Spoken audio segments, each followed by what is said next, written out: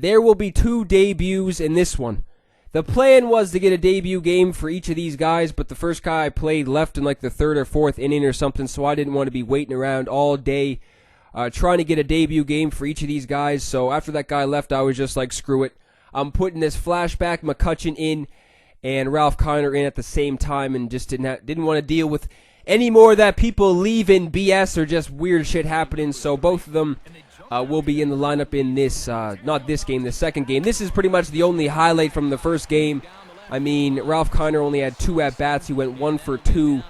And he was actually going for a shitload of stubs, if I remember correctly. He was going for around 100,000 at one point, and in the past couple days, he dropped a significant amount.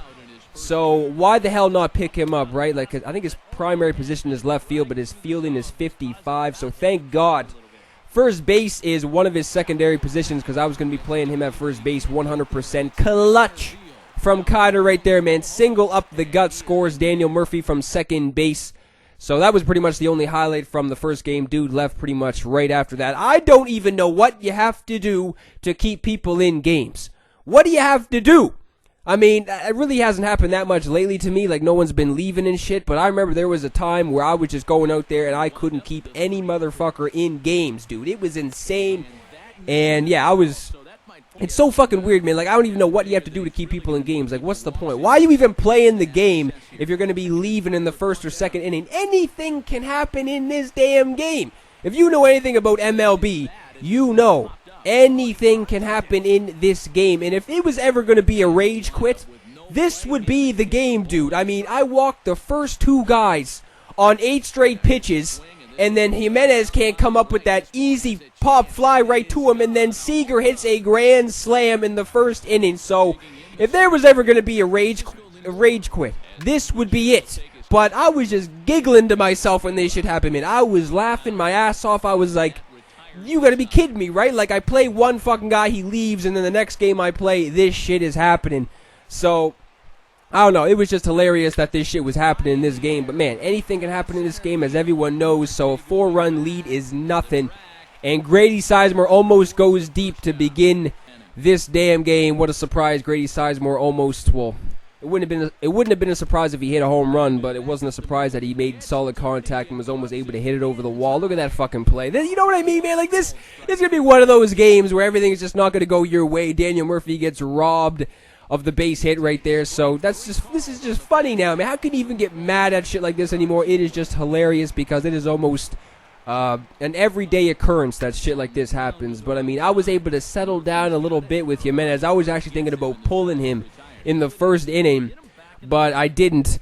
And I mean, I was probably gonna put in a pinch hitter for Jimenez when he was gonna come up in. Whenever he was going to come up, I was going to put a pinch hitter in for him because I wasn't screwing around, man. This was going to be one of those games you need to make the comeback, so you need to get those guys in the lineup with the bats. Holy shit. Andre Ethier is at it once again. This guy may be better than Grady Sizemore. You may call me a crazy person if you've been seeing every single game that Grady Sizemore has played in since he's made the debut. This Flashback Ethier may be better. Like, it's insane, dude. He gets at least like 3 hits a game, and he's batting .360 or something at this very moment. So him and Grady Sizemore may never be taken out of the starting lineup again. So Andrew McCutchen's first at-bat, I am fouling off 2 pitches I should have hit to the moon. I should have done something with those first 2 pitches, man. They were right down Broadway pretty much. So now I am in a little bit of a dilemma with an 0-2 count, trying to get me up and in, of course. So, I'm waiting for that. I am waiting for that shit up and in. But with a 1-2 count, I am able to hit a little fly out to center field. I don't know. Didn't really know if that was going to land in center field or not, but of course it didn't. So McCutchen is 0 for 1 in his debut. Ralph Kiner was also 0 for 1 in this game. I think I might have struck out with him in his first at-bat. But he went 1 for 2 in his debut game, so he was batting .500 coming into this game. This guy is laying down a bunt. Holy shit, dude. You got to be kidding me right now, laying down bunts when you're already off to a 4-0 lead and hitting a grand. He only has 1 hit on the board, and it's a grand slam. Can you believe that? How funny is that shit? Shit is not going your way when the motherfucker you're playing has 1 hit, and it's a grand slam. And Ortiz is hitting that pretty much the same spot that Grady Sizemore hit his in the first inning. So, yeah, I put Ortiz in for Jimenez, so this was going to be an early bullpen game for sure. But, dude, do not worry because Grady got this. That's a frozen rope out of Coors Field, dude. That is a frozen rope. I mean, Coors Field may be the best field ever invented, man, in an MLB game because they just fly out of Coors Field, dude. It is insane. I may just play every single game at Coors Field from now on because it's just a home run derby pretty much every single time you play at. So there's something about that left center gap in Coors Field too, right? Like there's something about that gap. You just find the left center gap almost every single time it seems with your power guys. And if you hit that left center gap, that could even be a stand-up triple for not even speed guys or anything. So McCutchen in his second at-bat is able to, well, he tried to jam me right there, but I was able to fight it off and shoot that one into right field for a single. This guy tried to make a diving catch. I wouldn't have been the least bit surprised if he was able to come up with that. So I'm trying to advance the runners on that ball in the dirt, and I'm getting thrown out at third base. That was Kiner right there going to third base, and I get thrown out. So what the hell am I even seeing?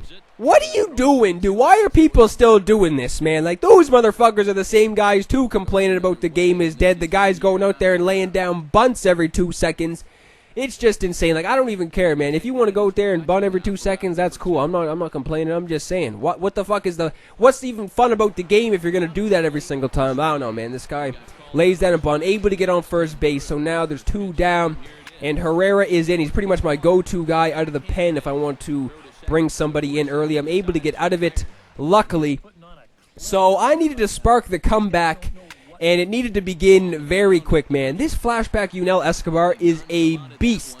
He is very underrated, man. Probably one of the most underrated cards I've played with in this game. Like, the hitting stats versus righties are insane. High 90s contact, high 90s vision, and half decent fielding too. So, I mean, very underrated card. I think he's like an 88 overall. Doesn't go for anything.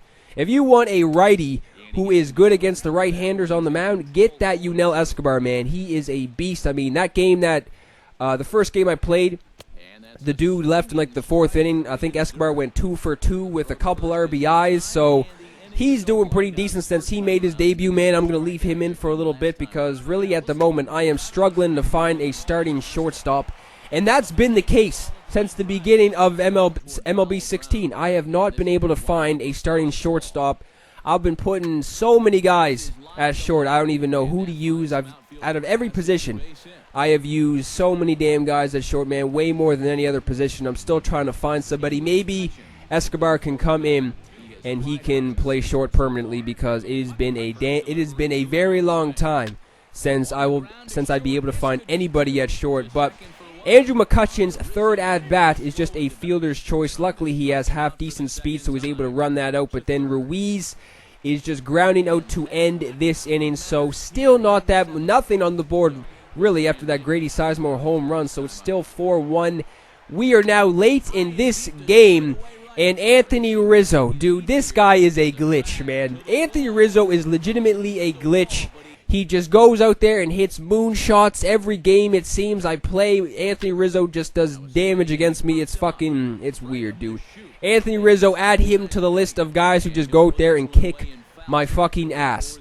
But this guy settled down, man, or I settled down. This guy wasn't able to get that many hits on the board after that first inning. He only had 1 after that first inning. You would think that, I don't know, looking at the scoreboard, you'd be scratching your head. You would think that I would have the lead in this one. I got some, half-decent base hits and stuff. The problem was I had nobody on base when I was getting my base hits, so I wasn't able to get that much going with anybody on base. But Ralph Kiner's 4th at-bat in this one is just hitting a weak fly out to foul territory. So Escobar trying to start something in the 8th inning, and he is sending one to right field, but that is right to him. So he's catching that easily. So now Grady is up with 2 down. And, I don't know, man. I still got an inning left, so I was just kind of packing it in. But Grady doesn't give 2 fucks, man. Grady is stepping up to the plate, getting his second base hit of the game. So chalk up another 2-hit game for Grady and another home run on the board. This guy is a fucking machine. So Daniel Murphy, Daniel Murphy went deep. Last time I played at Coors Field, I was looking to do the same. Swinging with square all the way. Half decent contact, but that is right to the second baseman. And he gets to play out at second base.